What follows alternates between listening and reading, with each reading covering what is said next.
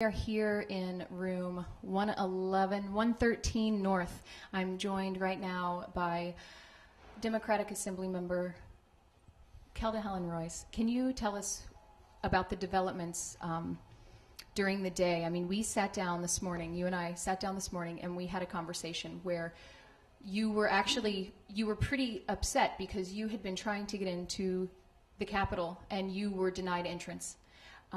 Your fob key didn't work. You had to actually go into an entrance that you don't normally have to.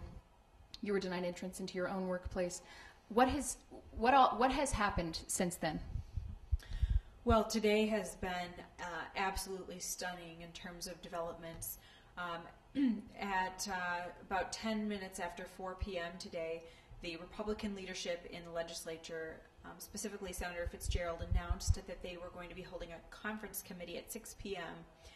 To vote on a partial version of the budget repair bill that everyone's protesting about.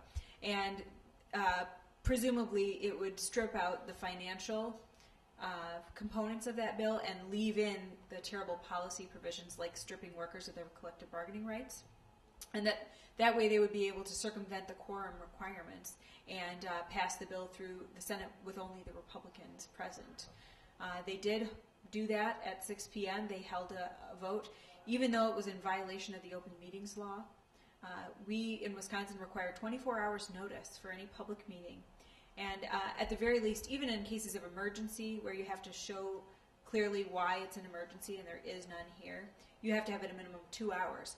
This was less than that. It was about 110 minutes before the meeting that the notice went out.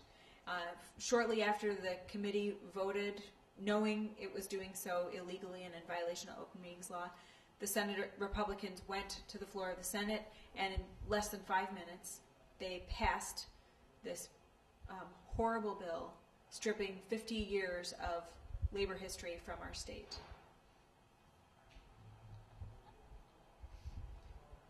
And now there's over 5,000 people taking over the inside of the Capitol. Yes, during that allegedly public proceeding, the doors of the Capitol were locked and people were not permitted to enter. This Capitol has been under lockdown for almost 2 weeks because Governor Walker is desperate to silence the people who disagree with him. The taxpayers who make the state run, not just public workers, but all kinds of people from every part of the state. He has locked them out of the Capitol and done everything he can to try to ignore their voices. And what we saw tonight's dirty trick, violation of the law, was just a continuation of that contempt, not only for the public, but for the laws of this state and the very idea of government. Have you been in touch with the senators who are in exile in Illinois? I have not, but my colleague Representative Barca was in touch with Senator Miller shortly after this travesty of a vote occurred, and there was some discussion about whether the senators would be coming back to Wisconsin. My understanding is that Senator Miller has now decided the senators will not be returning.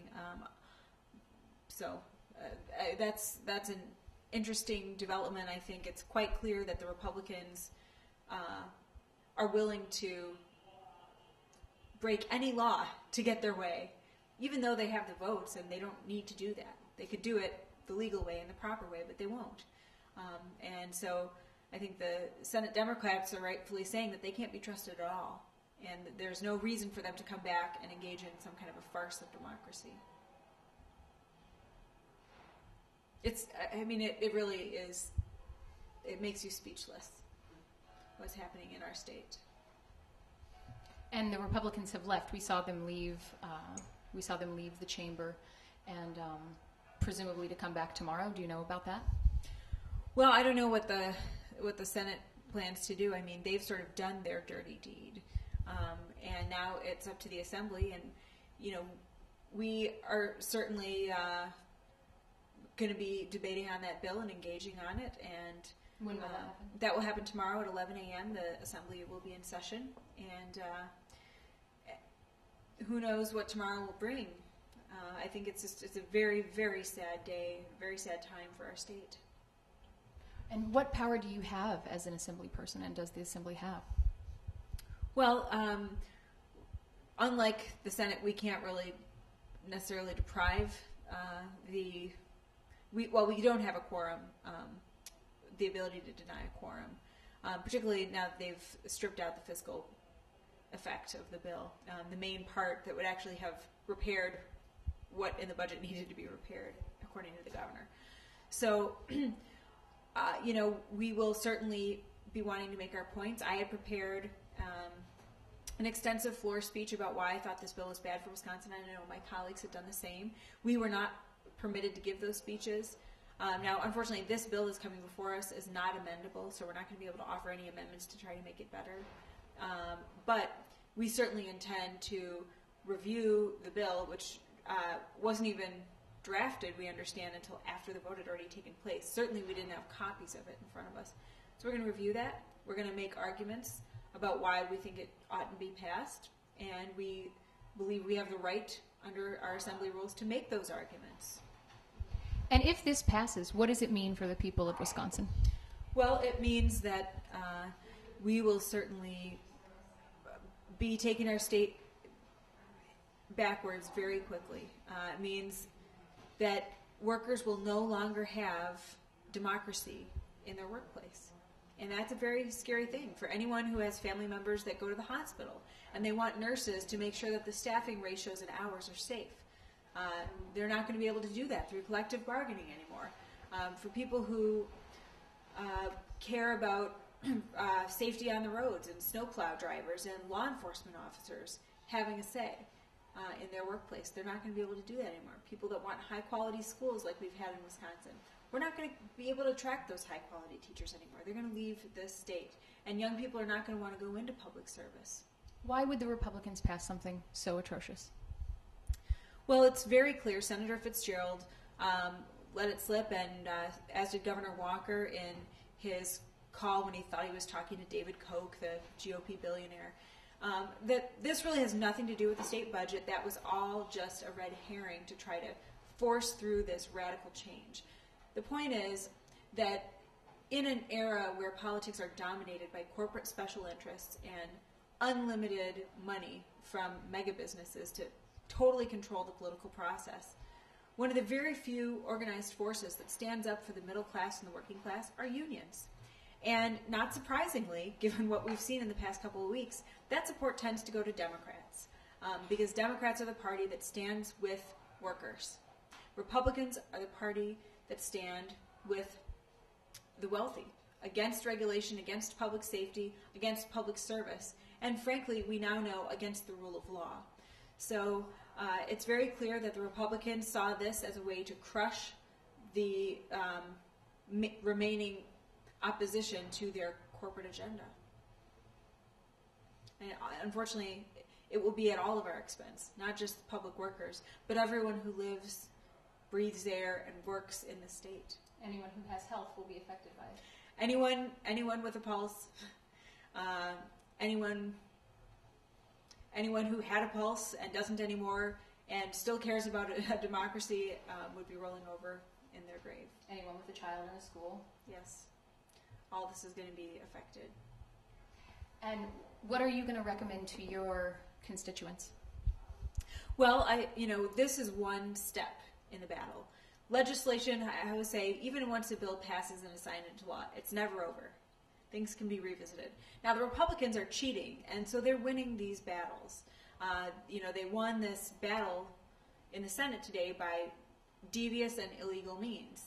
And I have no doubt that they'll do that. They did already in the Assembly in terms of violating our rules. But they're not going to be in power forever. And we need to make sure that we focus our energy on having an independent, fair judiciary that will stop the abuses of this administration. We need to make sure that we focus our efforts on holding those Republican senators accountable who, without a second thought, trampled on people's rights. And we need to, in the long run, make sure that we have people who are politically engaged and paying attention to what happens at the legislature and making sure that those of us who have the privilege of serving as elected representatives obey the will of the people. That not only do we follow the law, not only do we make our own judgments, but that we do what our constituents expect demand, and deserve. Seeing the way that the law is being completely not upheld in this situation and for the past days, is there any part of you that thinks, what is the point? Well, I've certainly had moments of total anger and disgust and despair. And I think anyone who's been a part of this process can't help but feel that. And it is terribly depressing to see what's being done in our state, in our name, and to see the total lack of regard for the rule of law and for people's rights. But through that all, I look outside and, it's 10:30 at night and it's dark, and there are, hundreds of people inside and outside marching around with signs bringing messages of solidarity, of togetherness, of building a strong middle class, protecting education. It has been a totally extraordinary movement. Thousands of people inside. Yeah, thousands inside. I'm just looking out here and seeing, basically hundreds of people marching outside of the Capitol. And we hear cars honking. We hear people chanting. It's still completely lively, and I'm not sure if it was you, Kelda, who said recently. I was speaking with someone who was talking about. Thank you, Scott Walker, for bringing us together. Yes, I think sometimes it does take a very ruthless enemy to make you realize who your friends are and who's all in this. And I think we've seen the people of Wisconsin overwhelmingly support collective bargaining rights. They overwhelmingly oppose Governor Walker's radical agenda and his methods for getting what he wants. So Governor Walker, I think, is not long for his position as the head of the state of Wisconsin. And I think likewise, the Republicans who are trying to perpetrate this assault on our rights are not going to be in office for very much longer. And frankly, they don't deserve to be. They've lost the trust of the people, and they don't deserve to hold elected office.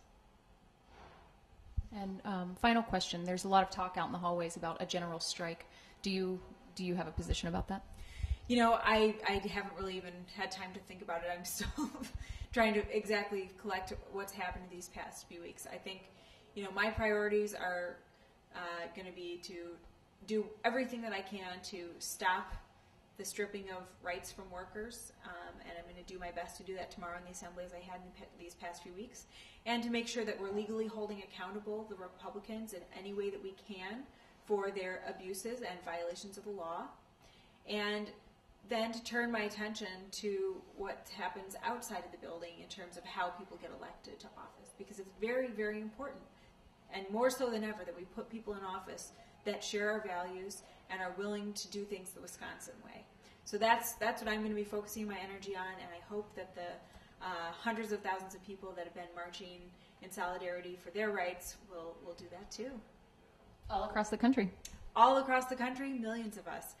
We are the majority, and we're not going to be silent anymore. Thank you very much. And thank you very much.